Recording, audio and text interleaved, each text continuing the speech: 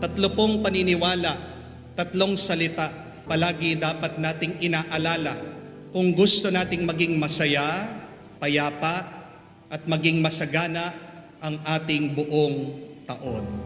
Napakarami po kasi nating ginagawa sa ating bahay, nakala natin ito ang magbibigay ng tuwa, kapayapaan, at kasaganahan. Meron ng mga naglalagay ng itlog sa bigas, mga barya, naglalagay po ng bulak sa kanilang mga bintana para daw po maging magaan ang pagpasok ng swerte. Nandyan din po, nakikita ko, ang iba sa inyo, nagsusuot po ng kulay red. Meron din pong nagsusuot ng polka dots. Pero mas maganda po, dapat nagsuot kayo ng checkered. Dahil kung polka dots lang ang inyong sinusuot, piso-piso lang ang tatanggapin nyo. Next year po, dapat mas marami na naka-checkered para salasalapi ang matatanggap nyo. Pero yun po ba, diyan sa mga bagay na yan, ang magiging dahilan ng pagpasok ng ating tuwa at kapayapaan? Hindi po. It is the attitude and the beliefs that we have that can assure us of peace and prosperity. The first one, remember that whatever happens this year, say and believe it's okay. Okay lang yan. Anong kabaliktaran ng okay lang yan? Hindi okay. Hindi ako okay. Opo, sometimes it's okay not to be okay. Pero tingnan niyo po, ano yung nakakapagbigay sa iyo ng stress? Anong nakakadagdag sa iyo ng lungkot? Yung palagi mong iniisip at paniwala mo, you are not okay. Kahit na hindi ka okay, sabihin mo, everything is okay. Everything is fine. Pag paulit-ulit mong pinapaniwalaan at sinasabi, okay ka lang, okay lang ako, tingnan niyo po, magiging masaya ka, magiging payapa ka. Yung stress mo, mawawala yan. Ulit-ulitin mo bilang panalangin ngayong buong taon. Say, I'm okay. This is okay. Kung merong ayaw sa'yo, kung merong galit sa'yo, kung may naninira sa'yo, anong sasabihin mo? It's okay. Father, bakit ayaw niya ako? Father, ang bait ko naman. Father, ang bait ko sa kanya. Bakit ayaw niya ako? Bakit sinisira niya ako? Anong sagot? I don't know. Anong sagot? Bakit ayaw ka nila? Bakit sinisira ka nila? Hindi mo rin alam. Kahit tanong mo minsan dun sa taong may ayaw sa'yo, ang totoo, hindi niya rin alam. Basta't ang totoo, ayaw ka lang niya. Pero kahit ayaw ka niya, anong sasabihin mo? It's okay. Bakit pag ayaw ka ba niya, mamamatay ka? Pinapatay mo ang sarili mo by saying, I'm not okay dahil may naninira sa akin. I'm not okay dahil merong ayaw sa akin. It's okay that somebody does not like you. Dahil nung ikaw ay lumabas sa mundong ito, hindi mo naman sila kakilala. At baka nga mauna pa silang mamatay sa iyo, it's okay. Amen? Do not stress yourself out dahil ayaw ka lang ng iba. Huwag mong papatayin ang iyong sarili dahil hindi ka nila love. Ang importante, mahal mo ang sarili mo. Amen? Say, it's okay. Kahit na wala kang pera, kahit na marami kang utang, kahit na nalugi ka sa business mo, anong sasabihin mo? It's okay. Ang buhay ay hindi naman tungkol lang sa pera. Amen? Kahit na sinisingil ka, kahit na tinatakot ka na, kahit na ipapakulong ka daw, it's okay. Hindi naman ibig sabihin may pera ka, magiging masaya ka. At kahit na may sakit ka, at kahit na may sakit sa inyo, anong sasabihin mo? It's okay. Meron po akong kaibigan, tinatanong sa akin, Father, bakit po ganyan? Nagkasakit ang aking asawa. Ang bait naman niya, ang bait naman namin, palagi kami nagsisimba, palagi kami nagdarasal. Wala namang kaming nilokong tao, wala namang kaming sinaktan na tao. Bakit may sakit siya? It's okay. We do not know the reason. We do not know the answer. But what is important is, may sakit na siya, huwag ka nang pa-stress, huwag mo nang papatay ng sarili mo sa kakaisip, sabihin mo, it's okay, it's fine. Bakit natin masasabi na okay lang? Dalawang dahilan. Una, dahil anuman ang problema, lilipas din yan. Kaya nga sabihin mo sa sarili mo, okay lang ito kasi hindi naman nagtatagal. Walang problemang nagtatagal. Kung paano pong walang bagyo ang nananatili. Gaano pa kalakas ang bagyo, kahit na marami ng sinira ito, walang bagyong nananatili.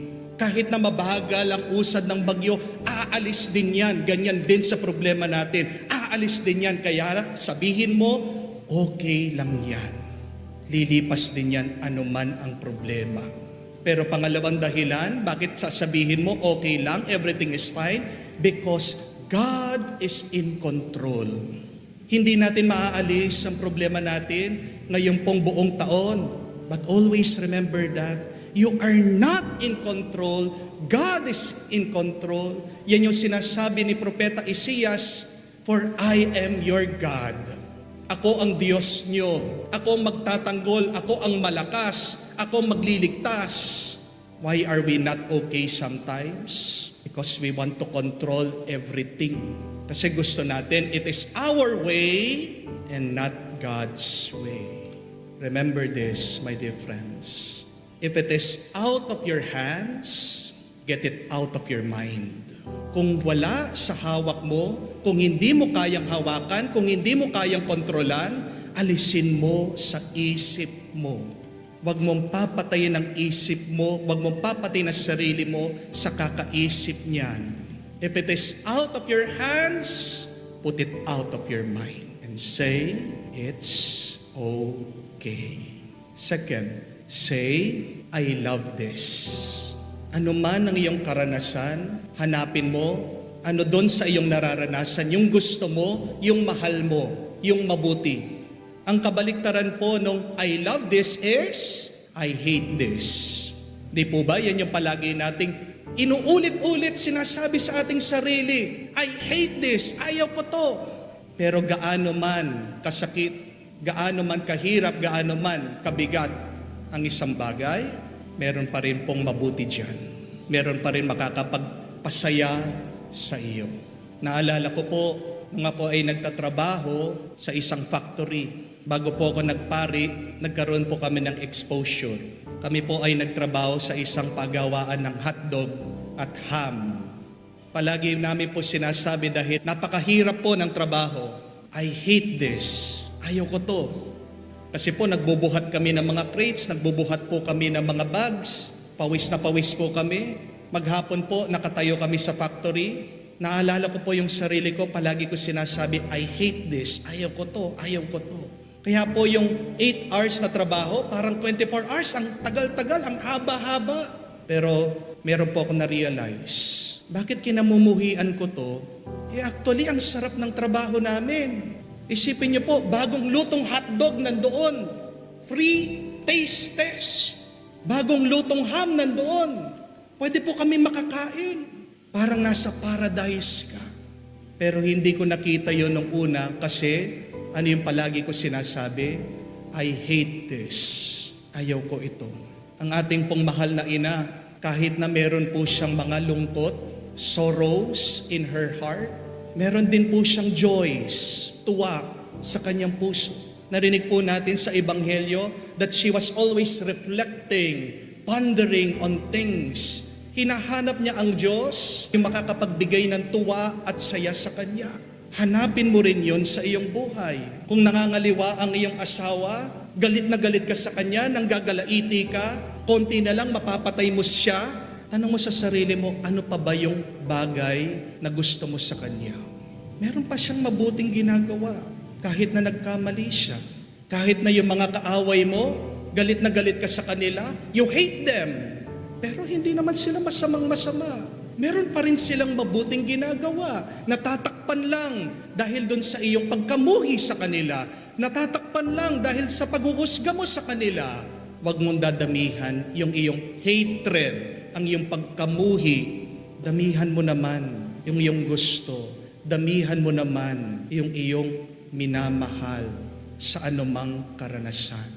No matter how bad the experience, no matter how bad the situation, there is still a silver lining. There is still something good in that. And say, this I love.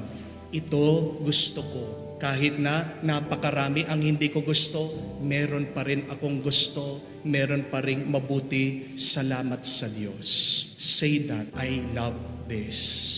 But third and last, remember and say also, God loves me. Mahal ako ng Diyos. Naiinggit po ako sa mga ibang matanda. May kakilala po ako, 90 years old. Ang palagi pong kinakain ay taba. Taba ng tosino, taba ng pork chop. Sana all, sabi ko. Ako po, makakain lang ako ng konting taba. Sumasakit na yung paa ko. Mataas ang aking uric. May nakilala po ako recently. Ang paborito po, Coke at chicharon. 85 years old. Sana all. Hindi po ba yan tanda na ang Diyos na pagmahal? Mga matatanda na kahit anong kainin nila, buhay pa rin? Father, paano ako? Oo nga naman, paano tayo? Paano tayo mahal ng Diyos? Simple lang. Yung lang nandito tayo, yung lang nandito ka, tapos na ang taon, buhay ka pa rin, hindi ba simbolo yan na mahal ka ng Diyos? Basta't buhay ka, mahal ka ng Diyos. Basta't buhay ka, may pagkakataon ka pa na maangat mo ang iyong sarili sa anuman problema. Say that, God loves me. Kahit na napakaraming pagsubok, ang mga pagsubok, kailangan po natin yan.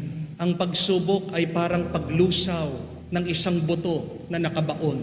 Oo, alam ko, baon ka sa lungkot mo. Oo, alam ko, baon ka sa pag-aalala mo. Oo, alam ko, baon ka sa utang.